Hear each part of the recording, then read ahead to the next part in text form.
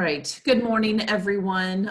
Sorry we're a little bit late getting this started. Had a couple technical difficulties. We were unable to go Facebook Live. It would not connect properly. So we are recording this on Zoom and we will upload it to Facebook tomorrow for everyone to be able to view and see our discussion today with my panelists.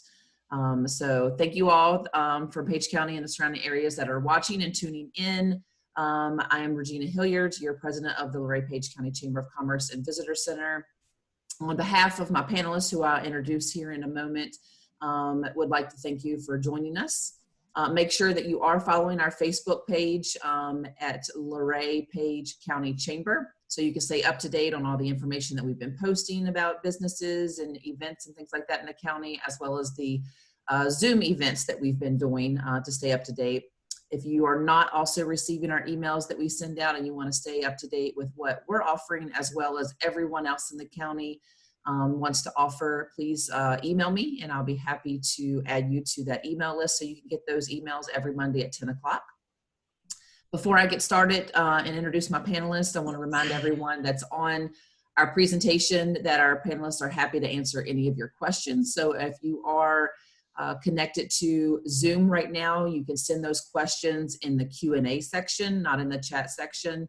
If you're on Facebook, you will have to submit those questions to me via email, and I'll be happy to send those questions to our panelists via email and get back with you with those answers.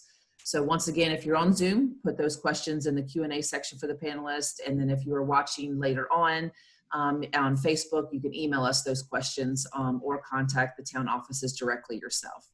So let's get started for our speakers today. I'm honored to welcome our representatives from our local government offices.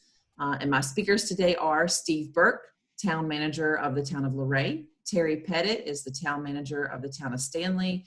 And Juanita Roudabush is our Town Manager of the Town of Shenandoah. Thank you all for joining me this morning. They are going to be discussing how COVID-19 has impacted each of their towns and how they plan to operate during phase 2 and moving forward with the Forward Virginia plan. So the way we'll work it is I'll ask a question. I'll start with Steve first, and then we'll go to Terry, and then Juanita, and then the next question then will be with Terry, then Juanita and Steve. So we'll rotate each question so everybody has a chance to be able to answer it first and not always have to be first or last. So first question up, Steve, for you is tell us a little bit about yourself for anybody that's watching that doesn't know you, or how you became into the position that you're in at the town manager. Well, I went to school as an engineer, started out in private practice, moved over to work with Pinellas County Public Works, and have been in government for the past 25, 30 odd years. In Front Royal, I had the privilege of being the town manager, and then a little while later came down to Luray and have been working here for the past 2.5 years. Great. All right, Terry? Graduated Page County High School in 1974, worked for the Virginia Department of Transportation until 1979.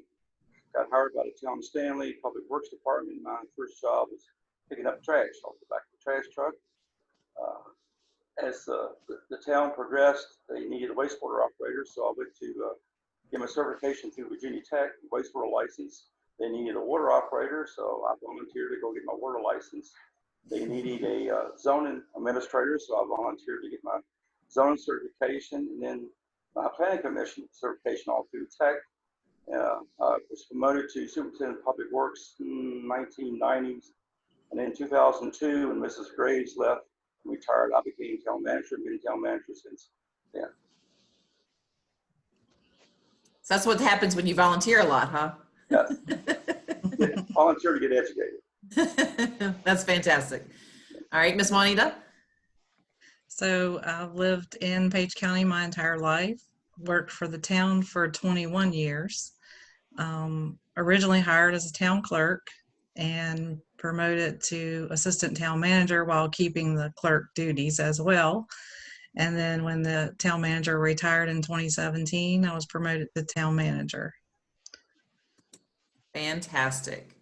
All right, well, each of you Tell us a little bit about your town. Each town is unique in their own way and offers all kinds of a variety of things. So just kind of give an overview of what your town is about.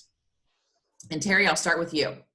Okay, of course, we're the smallest of the three towns, population around 1,685, but our service population is around 4,100. We serve quite a few people, water and sewer and trash services in the county. We have the only community swimming pool, public swimming pool in the town or in the county. We have the Blue Ridge Heritage Chimney here. We have the Ed Good Park here, Little League programs and Major League football programs, softball, and we're like to call ourselves sometimes the heart of Page County.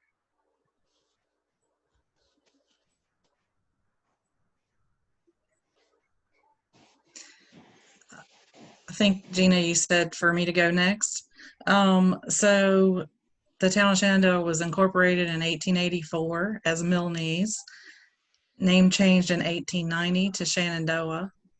We have a little over 2,300 residents in town, over 300 structures in our large historic district, both commercial and residential combined.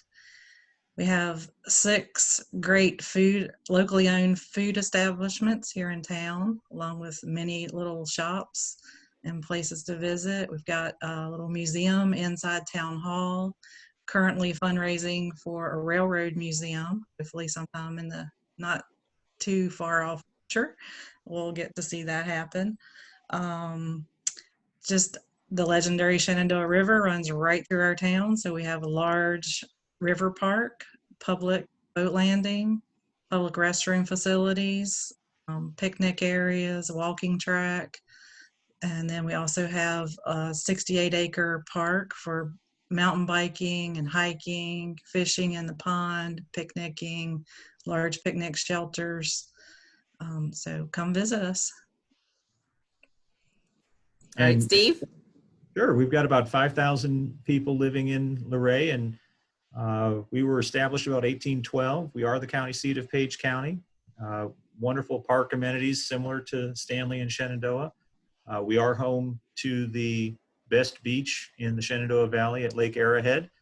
And we're also home to Luray Caverns, the Singing Tower, and a multitude of great restaurants and hotels. Fantastic. All right, so Miss Juanita, you're up first. This question: when the pandemic first started with COVID-19, what did your town do to help flatten that curve? What were some things that you implemented in place? So we sent out an informational newsletter by mail to every single customer household in the town limits, giving them information on the pandemic, also numbers that they could call to get assistance, and how to still do business with the town hall since we were closing the town hall offices. Immediately provided as much protective equipment as we could for employees, and started taking steps to ensure that we would hopefully still have a full staff, and police department, public works, across the board. Steve? Similar to Juanita, we took measures to make sure that staff were safe. When the executive order called for it, we closed Town Hall. We've been operating under an emergency ordinance adopted by council where our meetings are closed to the public, but we've started airing them so that the public can continue to be informed of what's going on in our government. We've also been providing updates about executive orders and different practices that the public should be following. And then we also went ahead and each week during the major portion of the COVID outbreak, we were putting out some kind of entertainment, either a crossword puzzle or a word jumble or something to hopefully give people at home something different to do other than just focus on COVID and all of the problems associated with it. Terry? Well, just like Steve and Juanita, everybody wants to be proactive in their towns and government. And when this happened, we had to be reactive. And that was the issue. The game changed every day. The number one issue was trying to get educated on exactly what was going on. Like the other two towns, we flooded information out there on social media, message boards, visits, as much as we could, and to try to stay ahead of the game. And finally, after about 30 days, 45 days, looked like we were able to try to get ahead with the information we needed. But it was a more reactive situation than it was a proactive situation. But the outcome has been very good. Great. All right, Steve, you're up next for this one, I believe. So how, and a little bit of you touched on it, how has your town handled the town council meetings when this first started, and what are your plans moving forward? For an example, are you starting to move into the fact that you are going to start allowing the public? And if so, are you still going to do the recording so people can watch from home? Because you're probably going to have a limited amount of people that you're going to be able to allow in the chambers there to be able to have the meetings, to be able to keep the social distancing. So once again, how did you handle those town council meetings? And then moving forward, what does that look like? Again, at the beginning of the COVID outbreak, our council adopted an emergency ordinance that allowed them to meet remotely if they chose, but also to exclude the public from town hall and the meetings as required by the executive order. In doing so, we also implemented putting on Facebook Live meetings, as well as once we've had the meeting recordings, we would put them up on YouTube so that people could, everywhere could see what's going on. We last night had our first planning commission meeting that we videoized on Facebook. And we were planning to have a Board of Zoning Appeals meeting next week, which again, we'll put on Facebook. Monday night, council did modify the emergency ordinance that will allow the public to attend meetings beginning in July. It will be at a reduced volume. We can seat about 40 odd people in our council chambers, so we will be limiting it to 22 people, first come, first serve. And in addition, we'll have every other row taped off to minimize or to encourage the appropriate spacing of seats. And we will continue to be broadcasting our meetings on Facebook Live, probably for a long while. Great. Terry, what about Town of Stanley? Well, when it first happened, of course, our town office is small. So we moved to the social hall of the Stanley Fire Department, which is large and gave us the distancing we need. Of course, we closed it to the public. Public was allowed to do comments through social media or email, phone calls, stuff like that. We plan on going back to the town office next month under the emergency order also. We don't have a lot of people come to the meetings, and we can handle that. But through some grants that are coming up in the very near future, the technology may be available to purchase to be able to stream live our meetings also, either from there or either we'll go back to the fire station on the second Wednesday of each month and do it from there. Great. Juanita, Town of Shenandoah? So we've been meeting electronically. Public does have the opportunity to join in those meetings as well. Everybody can call in on the same number and hear each other and able to speak. We've put all of our agenda packet information on our social media pages, town website, Facebook. And so it's all there ahead of time for everybody to review. So if they have any questions, just tried to generally keep the public as well informed as we could during this time. We do plan to meet back together again at our next meeting, June 23rd, here at Town Hall. So much like Stanley, we usually don't get a whole lot of traffic to the meetings anyways.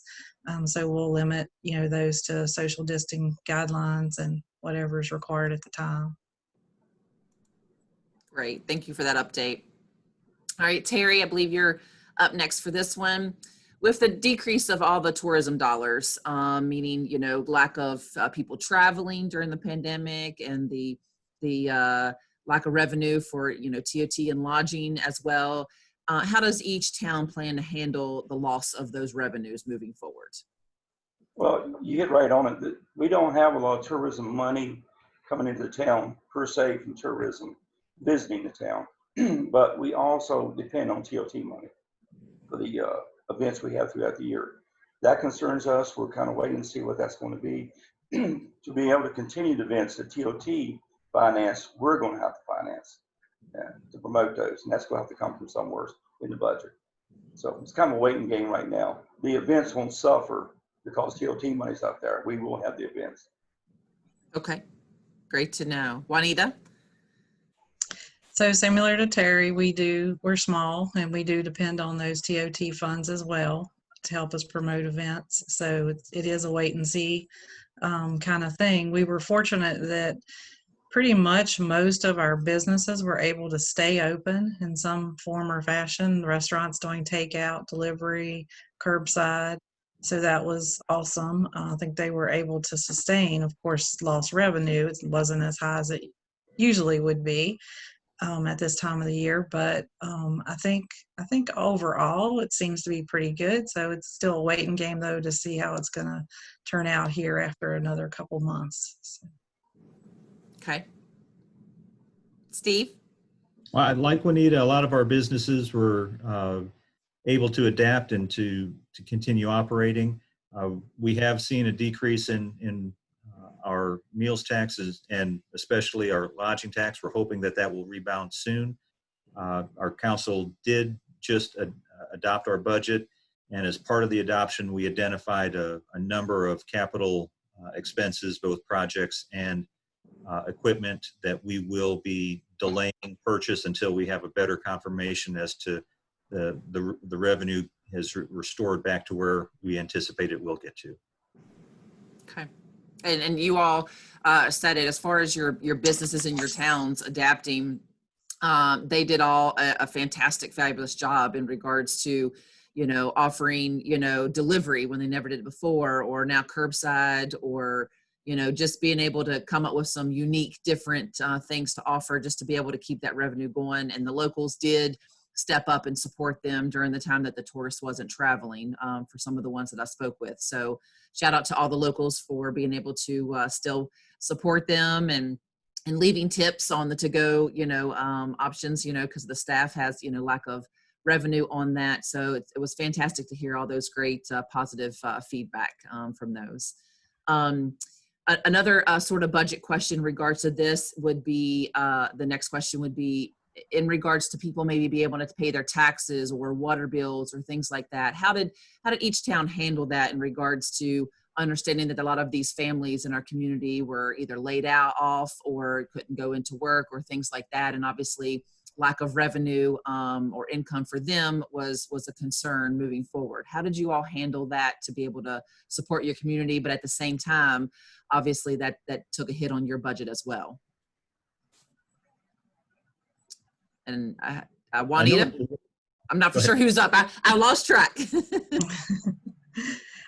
So that's still sort of a waiting game for us in some aspects. We did have our tax deadline. It remained the same, June 5th. Most people were fortunate enough, to still be able to pay their taxes and their utility bills and all that along. I guess with the government's additional unemployment assistance, those that were laid off were still able to, have income, and some even more so than they normally would be receiving at work. So I think that helped a lot. We do have some concerns moving forward. So we're still sort of, just at the end of when the taxes were due, and we're pretty good collection rate right now. So I think, it's going to be a lot better than we initially thought, but there is still some concerns to see how this is going to turn out. Okay. Steve? Like Juanita, a majority of our folks have been able to continue making both utility and tax payments. For the businesses and some of the residents that were having difficult times, they came in and talked to us, and we've been able to work out payment plans with them so that it meets their ability and to pay, as well as to not overburden them. Good. Terry? Just like the other two towns, I think one thing that came out of this is that so many people in the town did not realize that they could pay their bills by phone or online through our system, or that we even had a Dropbox in the front. And they have been great. The public has been great. They know what to do now. They know where to go. They do ask us when we go open back up, because we still need that person-to-person touch to see each other and things like that. And like the other two towns, we're on a waiting game too to see how the late fees and everything. But taxes are coming in real good. So that's a good thing. Good. That's great to hear. Not only for the fact that they are able to afford it and handle it during this time, but then also to help you guys out with your budget, so you're not taking such a major hit as well.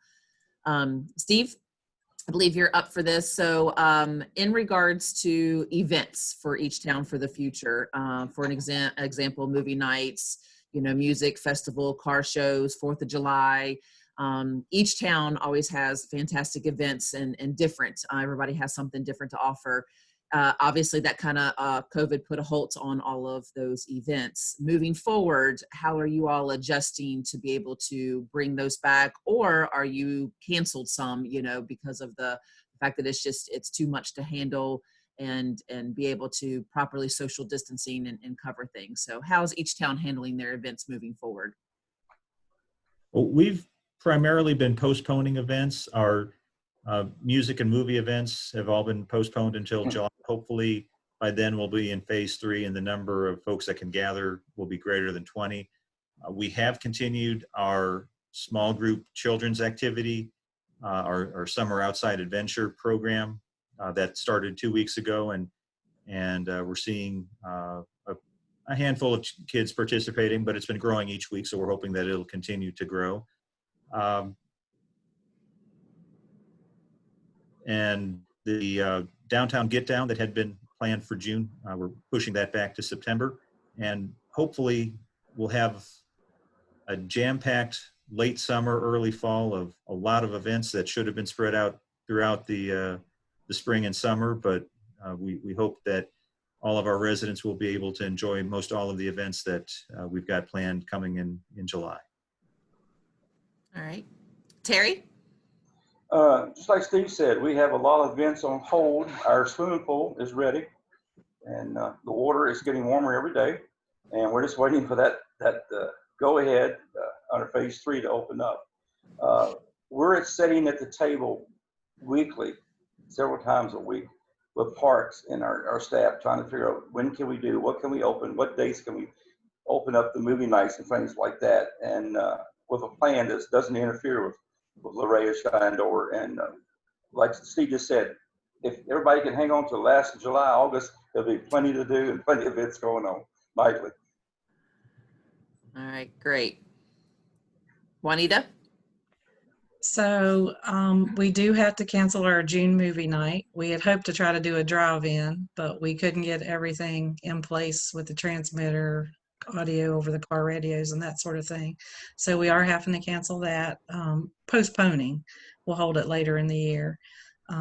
Right now, everything is a go from July on, so we're hopeful that that all still can be worked out. And then we are planning to start up our Music in the Park at the end of this month, Friday, June 26th. So we'll see how that goes, if we can control the social distancing and that sort of thing. So hopefully we can carry that on throughout the rest of the summer then after that. Okay, great. So our next big holiday that's coming up is 4th of July. And Terry, I know you always have a homecoming big festival there, and in Luray, you guys have a little get together down there, and both towns have fireworks. So this question's more geared towards you all. Do you all want to give everybody in the public an update on how you're moving forward with that? All right, what we're doing is, of course, homecoming was postponed, not canceled, as people say. It was postponed to a later part of the month or August sometime with a smaller event. We will not have anything on July the 4th. We're promoting everybody to go to Luray and look at their fireworks show. Well, so Steve, you're having fireworks then. We are having fireworks. We will not be having the kids events that we typically have had, or the music events, again, just due to the limitation of of 20 people. And kind of like Terry alluded to, apparently a lot of folks aren't going to be having the 4th of July, Harrisonburg being the largest one. So we are anticipating a bigger crowd coming to Luray for the 4th. As such, we are moving the launch site from the end of Mechanic Street. The fairgrounds has graciously allowed us to launch from that facility. It's a much higher location, and we're hoping that that will allow people throughout Luray to be able to view it, hopefully from their front porch, if not their front yard, so that we're not having people congregate just down at the end of Mechanic Street. And to facilitate people knowing when they're going to be able to see the fireworks, we bought ourselves a 6-foot balloon, and we'll be hanging that up next week from the fairground. So we're trying to find a good bright color to spray paint it so that people will be able to see it. But as soon as we know what day we're going to be putting it up next week, that weather permits, we'll be announcing that on social media, and then ask everybody to look towards the fairground. And if you can see the balloon, you'll be able to see the fireworks, and then you can pick your point and spread out throughout Luray. Great. Now, being it is at the fair, are you allowing people to actually park in the fair's parking lot? Is that an option? It is. The fairgrounds will have access, but it's only their southern access point over by the DMV lot. Gate 4 will be closed off. We're going to have the fire department staging there to be aware in case anything happens. So, but yes, the fairgrounds is planning to allow parking there, and we're hoping to have a really nice event. Great. All right. Well, if you're listening, then be sure to come to the Town of Luray on the 4th of July, which I believe this year is a Saturday. Is that correct? It is. And enjoy the fireworks display that the Town of Luray is putting off. So next question, Terry, you're up. What has proved to be some of the biggest obstacles, and how have you decided to handle those with everything? What's been the biggest hurdle to come over? The biggest hurdle was learning about what's going on, how to handle it, and getting the information, as far as what to do, listening, getting supplies. As you all know, you remember the paper towel, toilet paper issue, masks, rubber gloves, everything was an issue of trying to find those items and get it out to our public works and wastewater and staff. Closing down the office was like shutting the front door, and what do we do? How do we handle this? So it was planning after planning after planning to handle this situation, that situation, get the necessary items we need to everybody, how we was going to do work schedules, how we was going to handle everyday water leaks or trash pickups or whatever, and how we was going to handle office calls and get the information back out. And I think that was our biggest obstacle throughout the whole thing. And with a lot of planning and a lot of cooperation from everybody and able to get donations, we had a lot of donations of masks from the public, and the local industry donated sanitizer, things like that. And with the help of that, we were well prepared and we overcome it. Great. Juanita? Completely agree with everything Terry said. Pretty much the same for us. I guess in the beginning, the biggest thing was the learning curve and trying to figure out the new way to operate, and to assist everybody that needed it. And so once we got a little bit of a handle on that, we also worked closely as a group, a town manager group, along with everybody throughout the county, all the different agencies. So that was real helpful. As soon as one person found out something new, they would share that information with everybody else. And then collectively, the town managers have a group that most people don't know about that is far reaching, beyond Page County, with all the surrounding county and town managers. So that group is real helpful to be able to ask questions, get answers, and usually somebody somewhere has already saw it, did it, found out how it works. So that's always real helpful. So I just think everybody working together, I'm real thankful for everybody's assistance throughout this whole thing and all the communication efforts within our county and beyond. It's been great. Right. Steve? Like Juanita and Terry said, communication. I've never done so many online meetings before. annoying as can be, but they're very useful. And I can't say enough about the flexibility of our staff. Anytime there was a challenge, they were able to figure out a way to work around it and make it happen. And similarly with the businesses around here, whenever a new challenge came up, they were able to adapt. So I just can't speak enough about how ingenious all of our staff are and our community has been. And I would agree 100% with all three of you. I mean, I'm sure you guys were being bombarded not only with emails, but with Zoom and trying to get used to these Zoom meetings and figuring them out and just being able to stay in touch and help one another and support one another. It's been fantastic. So I would agree 100%.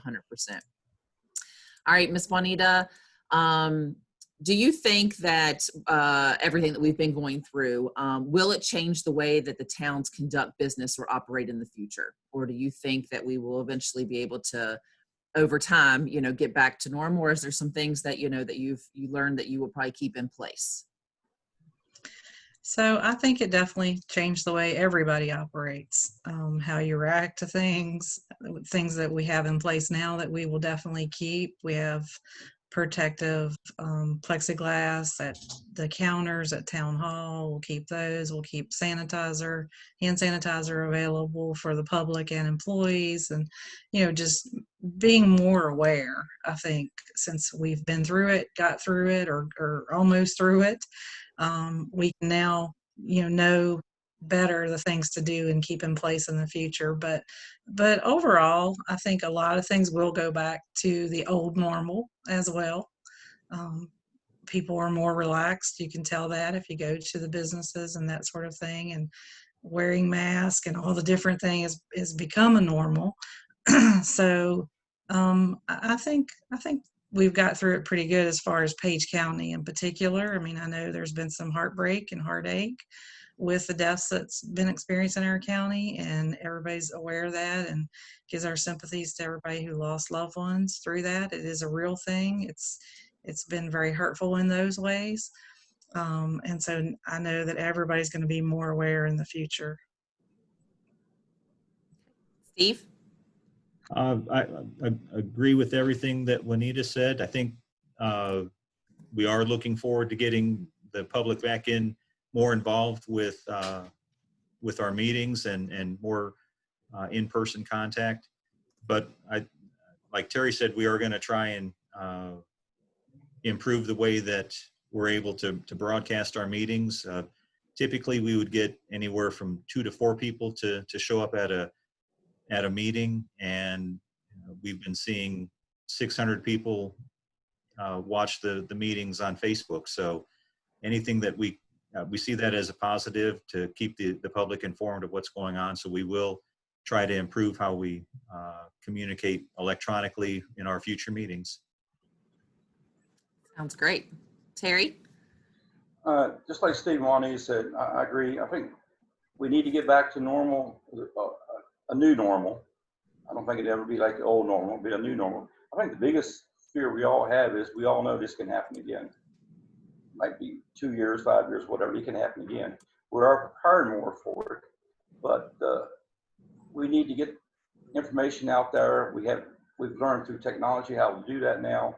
Like Steve said, the meetings are out there and stuff like it. So it has changed us all in some way to improve ourselves as far as letting the public know what's going on.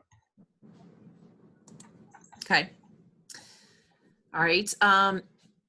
Each of you have started opening up your parks and your playgrounds, picnic shelters. I know, Stanley, you haven't opened up your pool yet, but if you want to just kind of run through that and give everybody an update on exactly which parks are open, which things are not, how you're handling the sanitation ways, for people that are going there, and what do you suggest for them to do after they get done playing or enjoying a picnic lunch somewhere. We'll start with, okay, Terry, I lost track again. Go ahead, Terry. All right. A good park is open. Skate park's open. The playground's open. Huxville Park is open except for the pool. We're renting our shelters for 50 people or less. We're hoping in 2 weeks to open everything, a lot more than that. Sanitizer is everywhere at our parks. It's available in the bathrooms, tables, things like that. We're putting in permanent stations, sanitizing stations for that one purpose. Our walking trail there at Good Park, it's open. So pretty much we're getting back to normal in that area. We hope to open the pool in about 2 weeks under phase 3, or if not under phase 3, we are looking at the private birthday parties, where a lot of them are under 50 people, swim nights, things like that, and to get the pool at least started on that. We have plenty of sanitizer at our facilities, things like that. Great, great. Ms. Juanita? So basically same thing as Terry. We have opened all of our parks. We do have hand sanitizer in the restrooms and that kind of thing. You know, we're small. We do not have a dedicated Parks and Rec department. So we would suggest you also bring your own hand sanitizer, just in case ours is, you know, out at the time you arrive at the park and we haven't had somebody ability to go and refill. And definitely always hand sanitize after using all park equipment for both children and adults. We don't have staff to sanitize after every single use at any of the parks. So just make sure that you're aware of that, and just, you know, keeping your hands clean, keeping your little ones' hands clean. We have resumed renting, same as Terry, the shelters, limited to the 50 right now. So hopefully that'll open back up full. So, you know, everything is kind of open. Just use precautions like everybody's been aware of now through the CDC guidelines and all those things, and basically keeping your hands clean is number one. You know, all of our parks are open. We plan to start accepting reservations for shelters in July. We haven't been able to find any hand sanitizing stations to install in any of the parks. So our restrooms are open, and we encourage everyone that visits our parks or uses the playground, skate park, or some of the equipment along the greenway to wash their hands at the restrooms. We do have an every 2-hour sanitizing protocol for our restrooms, where we have our staff that will visit them and sanitize the touch fixtures. And we do that at Town Hall as well. Okay. What about Lake Airhead? What's for you, Steve? What's the plan for that? I'm already seeing that it's open and people can go there, but are you not charging? And then, you know, as far as lifeguards on duty, how are you handling that? Well, at present, we don't have lifeguards. One of the side effects of COVID was that a lot of the lifeguard training courses couldn't happen because of the number of people. We are trying to get our staff certified so that we can provide lifeguard services. That may happen July, August, sometime in that around then, at which time we would start charging to get into the beach at the lake. Right now it is closed. I'm sorry, it is free to get in. We are having to do some additional signage there. Without the lifeguards, people were thinking that the boat launch should also be part of the beachfront, and we're trying to work with our police department and park staff to put appropriate signage to contain people to the beach and let the folks that are bringing their boats to go either kayaking or fishing to have access to the lake as well. Okay, great. Well, now that we're in phase 2, is there anything else that each of you, have any other information that you just want to put out there to the public, one extra way to promote yourself that we haven't discussed in the question that I've asked you moving forward? Juanita, I'll start with you. Okay. Just to the public, if they will continue to remember to support town businesses, very, very important to buy local, now so more than ever. If you want those businesses to survive, you need to support them. And throughout this, just on Monday, we had two brand new businesses open in town. So please remember the old and the new, and try to spread the love around and support all the businesses in our town and throughout Page County. That's in the end what will make everybody successful. What's good for one is good for all. And we try to promote everybody, each one of us. So we just hope that people will with that renewed sense of buy local. Please support the local businesses. Well said, well said. Steve? I think Juanita captured it all. Now more than ever, get out, enjoy the outdoors, and enjoy all of our local shops and restaurants. Terry? I agree with Juanita and Steve. The public has been great. You know, we still need to support our local business. They did a great job. And I want to say also that the EDA and Chamber has did a great job of assisting us in promoting these businesses the best we could with signage and promotions and all that. And just like Juanita and Steve said, we might be 3 different towns, but we talk all the time, and we're more like one big family in the county than 3 separate individuals. So we're behind the scenes working trying to solve everything we can. Well said as well. I mean, you are representing 3 different towns, and they're all unique in their own way, but I love the partnership that we all have and the communication that we have. And so when I look at it, I don't see borderlines. I don't see, you know, well, head over here, head over there. It's just a matter of supporting everyone and being in communication and helping one another and supporting all of our businesses in Page County. So my last thing, that way you can update the public. Steve, I'll start with you. If any business in town wants to contact the Town of Luray, discuss any COVID-related issues regarding the opening up of their business or the policies, procedures, or if there's any individual community member in the area that wants to find out about any park updates or anything like that as far as COVID things go and how that's going to continue to change, how can they get in contact with you or the town to find out that information? Information about how we're responding to COVID is available on the banner at our website, townofluray.com. If it's a business or an individual that's got questions, by all means, give us a call, 540-743-5511. And then if you aren't already following the town, we're on Facebook, we're on LinkedIn, and we try and put out information as often as we come across it to keep everyone informed. And that's also means if you want to ask us a question, by all means, use social media. Sounds great. Thank you. Terry, how can they get in contact with you? Just like Steve said, 540-778-3454. We open our office to the public on Monday. It's coming Monday. Stop in and see us. And you'll have to have an appointment after this Friday. You don't have to have an appointment anymore. We're on Facebook. We have a web page. I have an email at tpettit@townofstanley.com. So there's plenty of ways to get a hold of us. Juanita? Same thing for us, basically. Call us, 540-652-8164. Email us, check our website, Facebook, Instagram, for all the notices, events, calendars, and that kind of thing. We try to keep those up to date. And if you ever have any questions on what we're doing, or if you have an idea about what we could do, please let us know. We're very interested in hearing from the public always.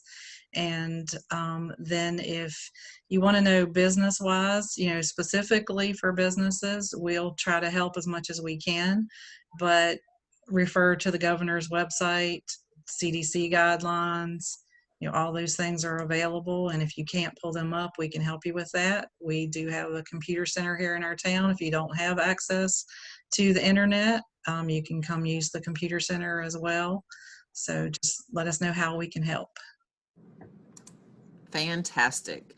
Well, once again, we are only on Zoom today, not Facebook Live, so I don't have any questions from the public, but we will upload this on Facebook tomorrow. So if anybody, once they watch this and they have any further questions that was not answered or presented today, you know, you can either individually contact me and I can reach out to the managers, or you can individually contact them with their information that they just provided you. So Terry, Steve, and Juanita, thank you all very much for taking the time out of your day to join me this morning and giving our community and our town of Page County and our county of Page an update in regards to what each of you are doing, how you're handling it. Thank you all for your dedication and your devotion to each of your towns and making sure that you are properly doing everything safely and within code and within the guidelines. Thank you for everyone who has tuned in and watched. Do not hesitate to call us here at the Luray Page Chamber of Commerce and Visitor Center if you have any questions, comments, or like Juanita said, any ideas that we can do to help get the word out or have any events moving forward. So once again, thank you all for joining me, and have a fantastic day. Thank you, Gina. Thank you. Thank you.